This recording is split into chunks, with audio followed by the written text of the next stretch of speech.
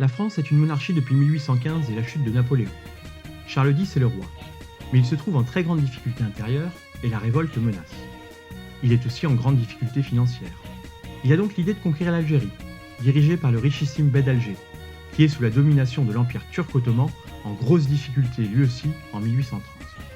Le Bey d'Alger est presque à l'abandon, et la France lui doit de l'argent depuis la Révolution. Pour partir à la conquête de ce territoire, le roi de France va utiliser deux arguments. Se débarrasser des pirates barbaresques, qui menacent en Méditerranée, et la lutte contre la traite et l'esclavage des chrétiens en Afrique du Nord. Ces deux éléments existent, mais ils sont totalement anecdotiques, voire négligeables, secondaires. L'Algérie avant la conquête est tournée vers le sud, vers l'Afrique. Les Algériens sont des paysans.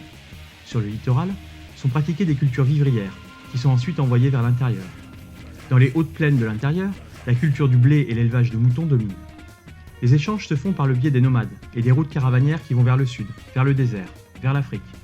Le nomadisme est une des clés des liens culturels et commerciaux du territoire. En 1830, la conquête commence. Alger est prise en 20 jours. Les Ottomans cherchent à intervenir, mais ils renoncent très vite. La résistance est organisée de l'intérieur par un chef qui va regrouper les forces, Abdelkader. Ce dernier, soutenu par le Maroc voisin, va mener une véritable guerre contre la France. La guerre contre Abdelkader va durer jusqu'en 1847, date à laquelle il renonce. En 1848, la France redevient une république, la Seconde République. L'Algérie est alors divisée en 3 départements, Oran, Alger et Constantine.